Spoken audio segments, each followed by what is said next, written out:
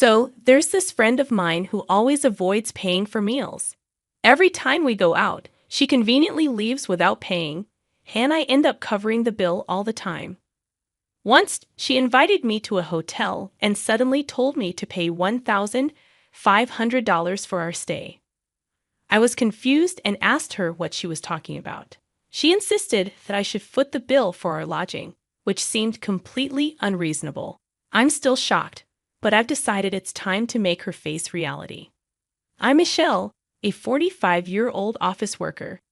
I live with my husband of 18 years, our daughter in middle school, and our son in elementary school.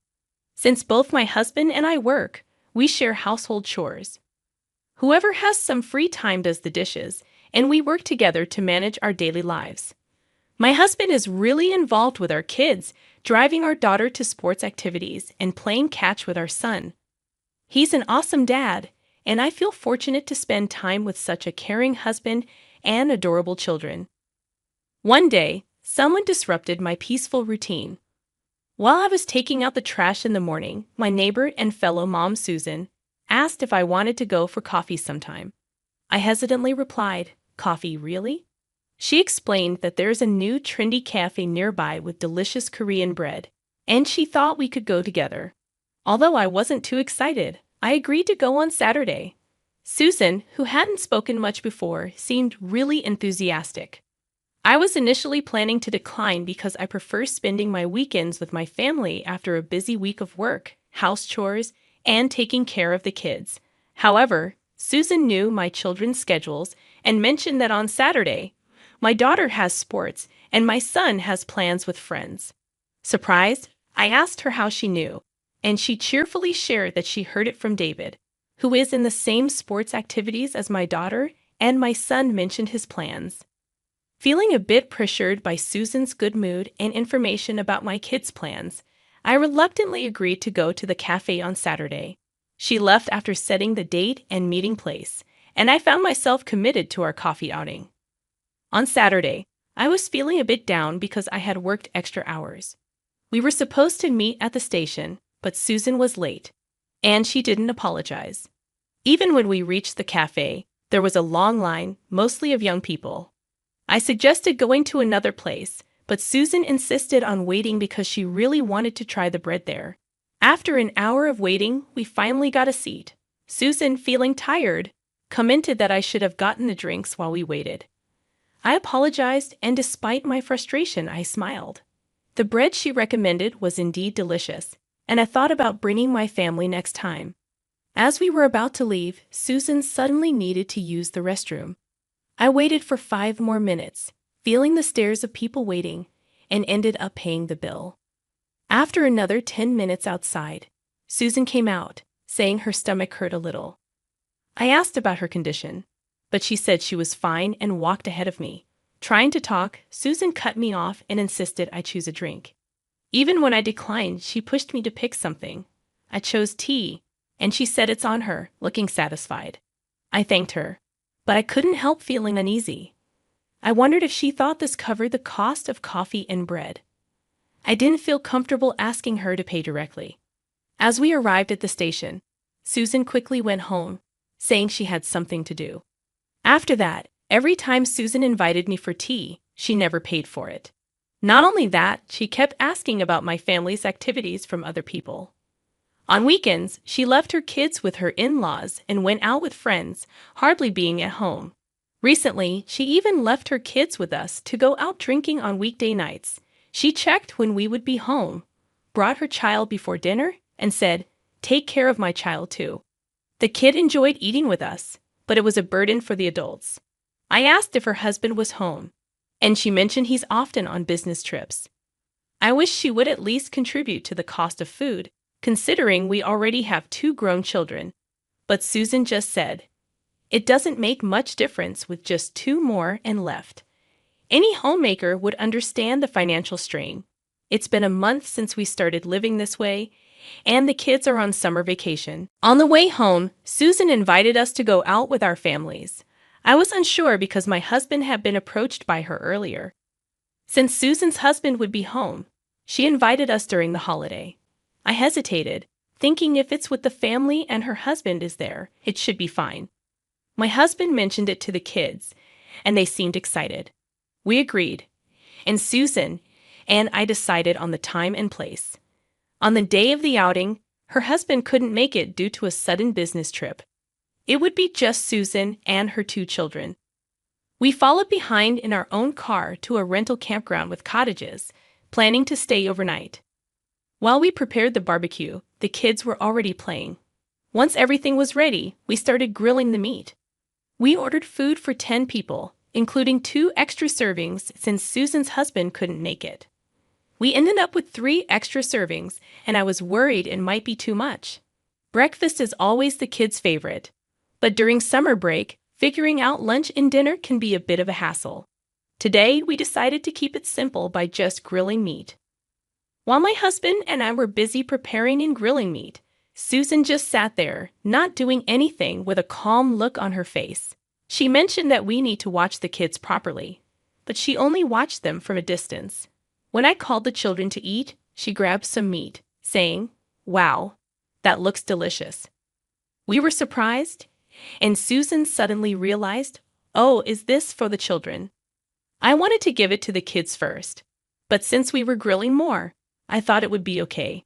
The kids looked disappointed, expecting an apology from Susan, but she just laughed and said, "You better eat quickly, or I'll eat it all up."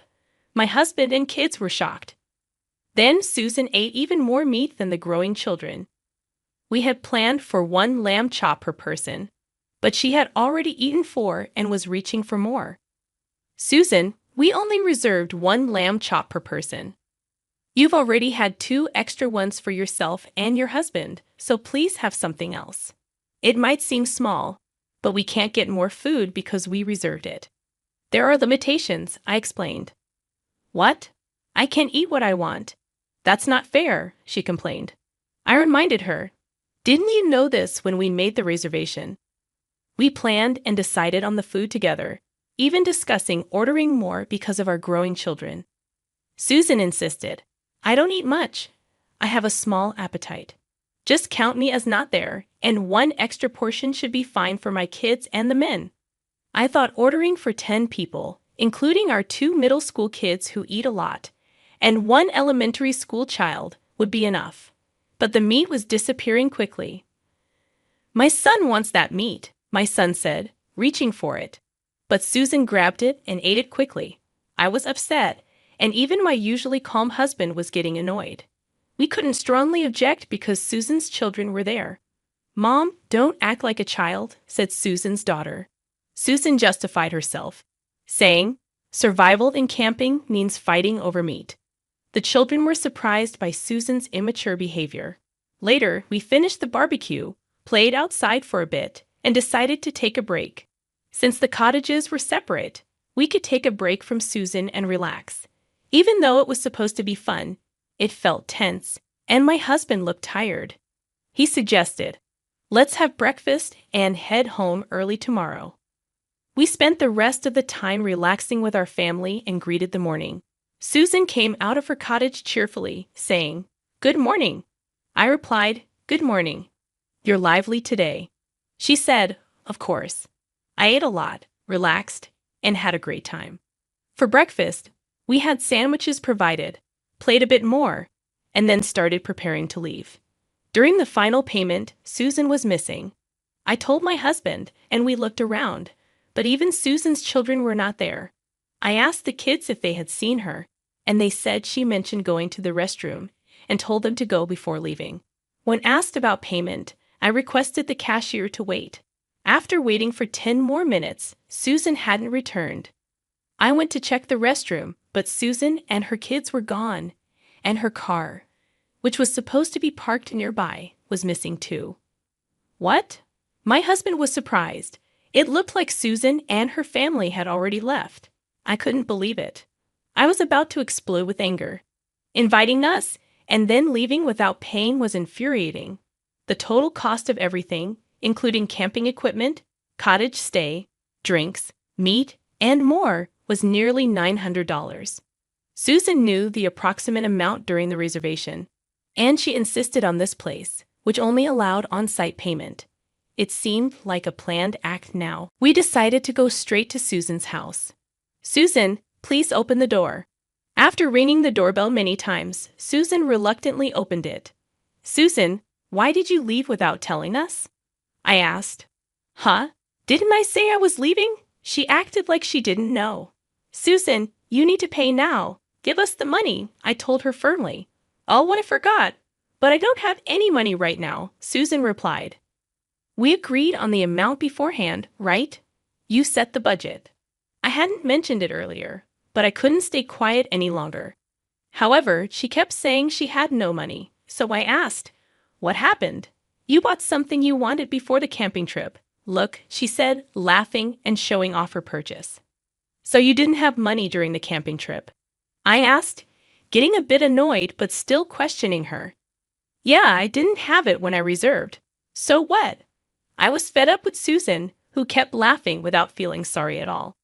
"You planned this from the beginning," I said, and she replied, "Well, thanks to me inviting you. We had a great time. It's a win-win situation, isn't it?" So I confirmed one last time. "So you don't plan to pay? You're so persistent. It's embarrassing. I told you I don't have the money. When I get it, I'll pay you back. Or are you trying to get money from someone who doesn't have any?" With no shame and an unapologetic attitude, Susan laughed, and I reached my breaking point. "I see, understood." I went home without saying much and talked to my husband about what happened. Time passed, and Susan suggested, "Michelle, there's a tasty restaurant nearby. Let's go." She acted like the camping incident never happened. "I'm sorry, but I'm busy, so I can't go." I have been saying no to Susan's invites for a few months, getting impatient. Susan came up to me looking angry, saying, "Are you avoiding me? Still upset about the camping thing?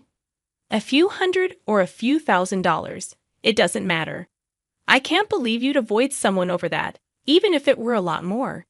She ranted, really upset and talking fast. "Is that so, Susan? Let's plan a trip to an inn next time." I suggested going on a trip. "Huh? Oh, sure, you planned it. In that case, I'll have to check with my family." Susan became cheerful. I told her my husband gave me some alone time, thinking of a 2-night trip. When she asked if my husband would watch the kids, I said he was busy. To the unsure Susan, I said, "I plan to stay for 2 nights from Friday. If it's difficult, I'll go alone." She said she'd leave the kids with her husband's parents and join the trip. When I showed her the inn's exterior, Susan got even more excited. "I'll book 2 rooms. There seems to be space for all." I told her about the inn, and Susan started looking up things on her own. "How about I invite my friends too?" she said. So I told her I'd make all the reservations at once. A month later, it was the date of the inn reservation. Susan and her friends were at my house, looking confused. "Aren't you driving us?" "Oh, sorry, I have to stop by my in-laws, so let's go separately," I said, and Susan reluctantly agreed. We drove to the inn in different cars. "Wow, can't believe we're staying at such a nice place, Michelle." "Thanks." Everyone was amazed by the inn's beauty. Let's enjoy our free time. Susan and her friends were having a great time, seeming to forget about me. The first day was just eating, bathing, and sleeping.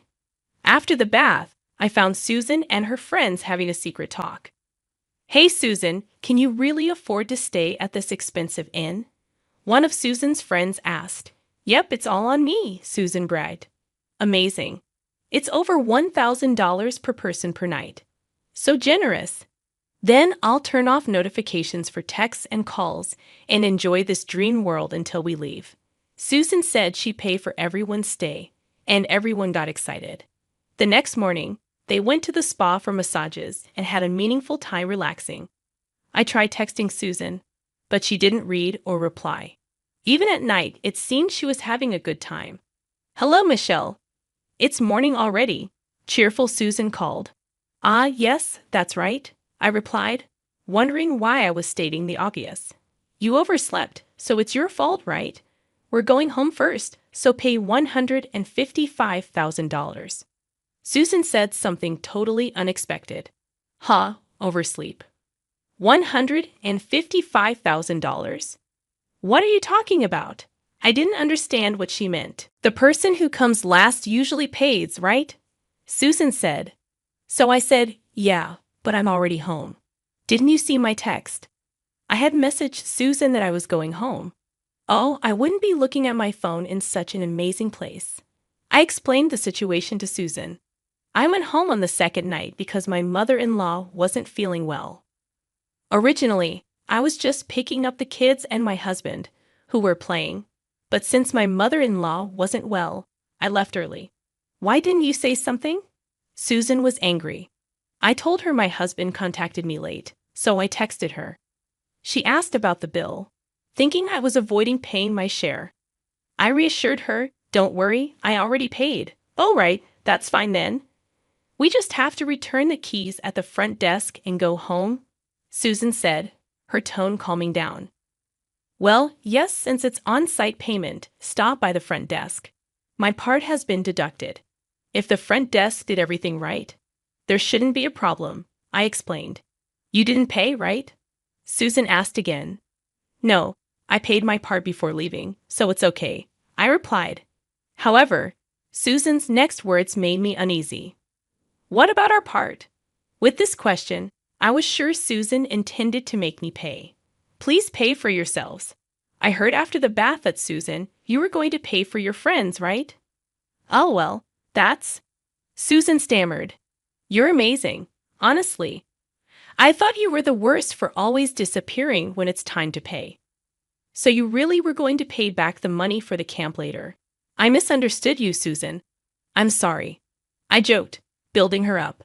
Wait a minute. I cut off Susan's protest and said, tell me all about your wonderful time when you get back. See you later, and I hung up the phone. When I got home, my husband asked, are you okay? I smiled and said, yeah, I'm fine. Susan and the others had a great time. Later, Susan, who had promised to pay, somehow managed to use several credit cards. When Susan came back, she looked really bad, unlike when she left the inn. I never planned to pay, she yelled as she went home. According to what the kids heard from Susan's kids, her husband, back from a business trip, scolded her a lot. You have to earn and pay that big amount of $155,000 yourself, he said. She seemed to start working part-time. For Susan, who used to be lazy, leaving housework and childcare to others, it must be tough. She's working so hard that she has no time to rest, both physically and mentally. I don't get invites from Susan anymore, and I don't have to take care of her kids. I've been able to have a peaceful daily life. On holidays, I can spend time happily with my family, and that makes me very happy.